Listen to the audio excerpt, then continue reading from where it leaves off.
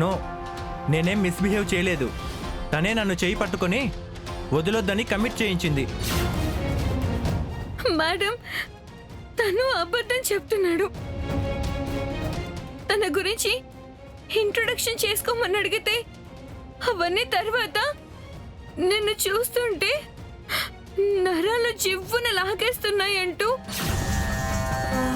నోట చెప్పుకోలేనివన్నీ చెప్పాడు మేడం. చేయి పట్టుకుని మీదకి లాగే ప్రయత్నం చేస్తుంటే భయం వేసి అరిచాను మేడం.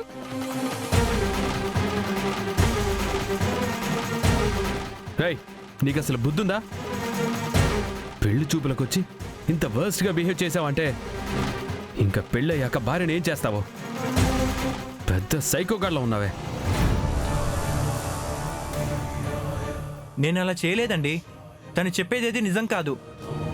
మా అబ్బాయి అలాంటి వాడు కాదు. ఇప్పటి వరకు ఈ అమ్మాయితోనూ అలా ప్రవర్తించలేదు. అంటే ఏంటండి, మా అమ్మాయే అబద్ధం చెప్తుందంటున్నారా? నేను వెళ్లేసరికి బలంగా సౌమ్య చేపట్టుకొని లాగుతున్నాడు. అది నేను కళ్ళారా చూశాను కూడా. అది అబద్ధం అనాలా?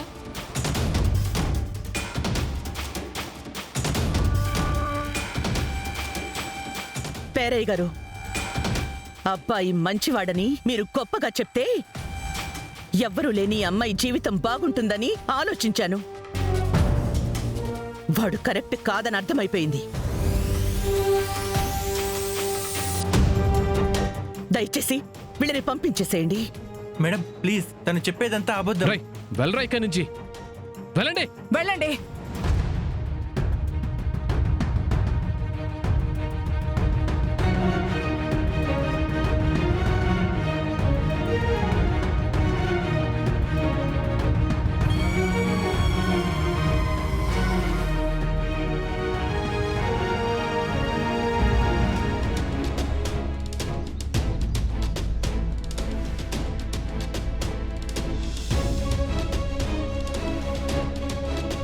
అరణ్య అక్కయ్య చెప్పిన ప్లాన్ ఎట్టా వర్కౌట్ అవుతుందో తెలియట్లేదు కానీ దామినిని మళ్ళా మళ్ళా కలుద్దామంటేనే లోన అవయవాలన్నీ అతలాకుతలం అయిపోతున్నాయి.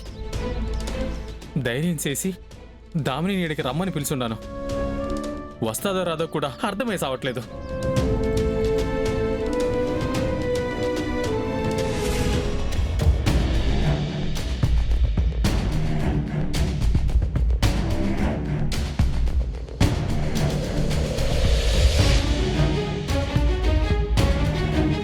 ఏంటి, మా అన్నయ్య వాళ్ళనెవరినైనా పిలుచుకొచ్చానని భయపడుతున్నావా? ఈ పని చెయ్యాలంటే ఎప్పుడో చేసేదాన్ని. ఇంత జరిగాకైనా కనీసం నీలో ఒక మార్పు వస్తే బాగుంటుంది కదా అని జాలిపడి వదిలేశా. ఇది జాలి అని నిన్ను నువ్వు ఎందుకమ్మి మోసం చేసుకుంటున్నావు? నువ్వు నన్ను పైపైన కుక్కబూతులు తిట్టినా లోపల నా మీదున్న ఇష్టాన్ని సంపుకోలేకపోతున్నావు. నాకు పుస్తకాల్లో ఉన్న అక్షరాల్ని చదవడం రాదేమో గాని నీ మనసులో ఉన్న ప్రతి అక్షరాన్ని నేను చదవగలను. ఆ కళ్ళల్లో ఉన్న ప్రతి భావం నా కళ్ళకు కనపడతా ఉండదమ్మే. సుందరం ప్లీజ్, నేను నిన్ను మర్చిపోవాలని చెయ్యని ప్రయత్నం లేదు. ఇంకా ట్రై చేస్తూనే ఉన్నాను, కానీ నా వల్ల అవ్వట్లేదు. దయచేసి నన్ను కన్విన్స్ చేయడానికి నువ్వు చూడొద్దు. నన్ను ఇలా బ్రతకనివ్వు. నిజంగా నువ్వు నన్ను వదిలి బతకగలవా? అట్టా బతకడం నీ వల్ల అవుతుందంటే నేనట్టా మీ నమ్మేదే? అవును సుందరం, నా వల్ల కావడం లేదు. నువ్వు మోసం చేశావని తెలిసినా, ఎందుకో పనికిరాని చెత్త ఫెలోవని ప్రూవ్ అయినా, ఎందుకో నా మనసు మాత్రం నీ నుంచి వేరైపోవడం లేదు. అసలు నా వల్లే కావడం లేదు సుందరం. అసలు నాకు నీ మీద పుట్టిన అసహ్యానికి, కోపానికి నీ మొహం చూసినా పాపంగానే ఫీల్ అవ్వాలి. కానీ పదే పదే అదే మొహం నాకు గుర్తుకొస్తుంది. నన్ను ఉక్కిరి బిక్కిరి చేస్తుంది. ఇదిగో అమ్మే, దీన్నే కదా ప్రేమను పిలిచేది. దామిని ప్లీజ్ మే, నీకు దండం పెడతాను. నీకోసం నేను పూర్తిగా మారిపోయానమ్మే. ఆ దొంగ బతుకు నుంచి, ఎదవ జీవితం నుంచి నేను బయటకు వచ్చేస్తున్నానమ్మే. నా ప్రాణంతో సమానమైన నీ మీద ఒట్టమ్మే.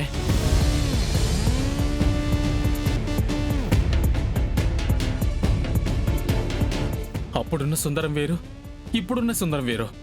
నన్ను నమ్మమే. మీ ఇంట్లో నన్ను అల్లుడిగా ఒప్పుకుంటారో లేదో నాకు అనవసరం, కానీ నువ్వు మాత్రం నన్ను కాదనుకో. మనం ఏ గుళ్ళోనో పెళ్లి చేసుకుందాం ప్లీజ్. లేదంటే నేను ఏ రైలు కింద పడి చచ్చిపోతాను. సుందరం వద్దు. రైలుద్దా? సరే, ఏ బస్సు చక్రాల కింద పడతానులే. నీకోసం ఆ మాత్రం చేయలేనా? అయ్యో సుందరం, నేను వద్దు అంటుంది చావడం వద్దు అని. అయితే నువ్వు, లేదంటే సావు. ఈ రెండు తప్ప నాకు వేరే దారిలే లేవమ్మి. నేనేం చేసేది? అయ్యో సుందరం, నాకు నిన్ను పెళ్లి చేసుకోవడానికి అభ్యంతరమే లేదు. కానీ మా వాళ్ళని కాదని నేనలా చెయ్యడం నా వల్ల కానే కాదు. ఆ ధైర్యం నేను చెయ్యలేను. నిన్ను పెళ్లి చేసుకోవాలంటే అది మా వాళ్ళ అంగీకారంతోనే జరగాలి. అట్టా జరగాలంటే సరైన ప్లానింగు, డిజైనింగ్తోనే వర్కౌట్ చేయాలమ్మే. అట్లాంటి చేద్దామంటే మళ్ళా నన్ను ఏ మోసగాడిగానో డిసైడ్ అయిపోతావు. ఏమనుకోన్లే, ప్లాన్ ఏంటో చెప్పు.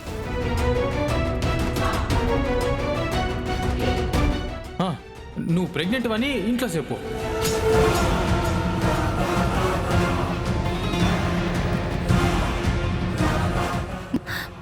ప్రెగ్నెంట్ అని చెప్పాలా?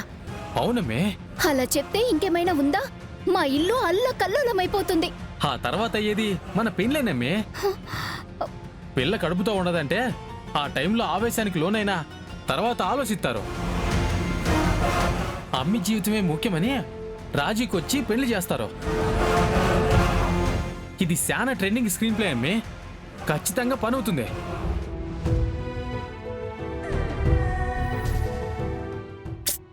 కానీ నాకు భయంగా ఉంది. తప్పదమ్మే. భయపడితే పని అవుతుందా చెప్పు? నువ్వు పోయి కరెక్ట్ టైం చూసి కాలు జారుండానని కన్వేయింగ్ చేసేయ్.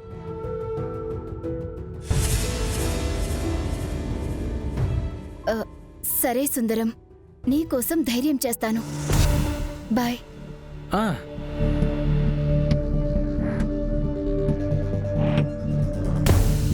అమ్మయ్య, మొత్తానికి పెట్ట బొట్టలో పడుండదే. ఎట్టగానే చేసి దీన్ని మెల్లో తాలి పడేసి చేతిలో పిల్లో నెట్టేసేయాలా. అప్పుడు మన లెక్కే మారిపోతుంది.